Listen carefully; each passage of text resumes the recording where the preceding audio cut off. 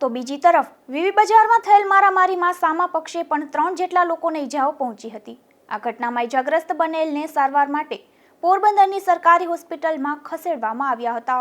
પોરબંદરના વીવી બજારમાં રહેતા ગોપી ચનાભાઈ સોલંકી, કિશન ચનાભાઈ સોલંકી અને નીતાબેન કાનજીભાઈ સોલંકી પર રંભા કેશુ ભીખા, ઉજાલા અરુણ અને અરુણ રમેશે છરી, પાઇપ અને ધોકા વડે હુમલો કર્યો હતો। આ હુમલામાં ઈજાગ્રસ્ત બનેલ બંને યુવાન અને એક મહિલાને સારવાર માટે પોરબંદરની સરકારી હોસ્પિટલમાં ખસેડવામાં આવ્યા હતા। ગોપી ચનાભાઈ સોલંકી છે। મારા કાકાનો દીકરો હતો દુકાને।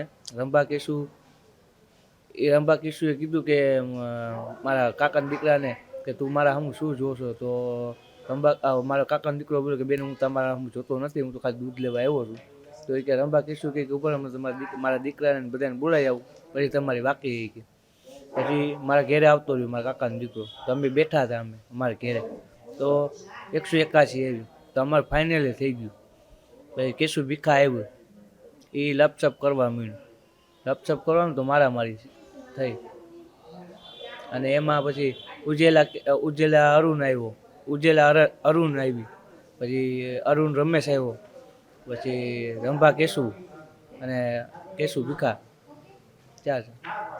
વીવી બજારમાં થયેલ સામસામી મારામારીની ઘટનામાં બંને પક્ષે 5 જેટલા લોકોને ઈજાઓ પહોંચી હતી। અશોક થાનકી, ગુજરાત ન્યૂઝ, પોરબંદર।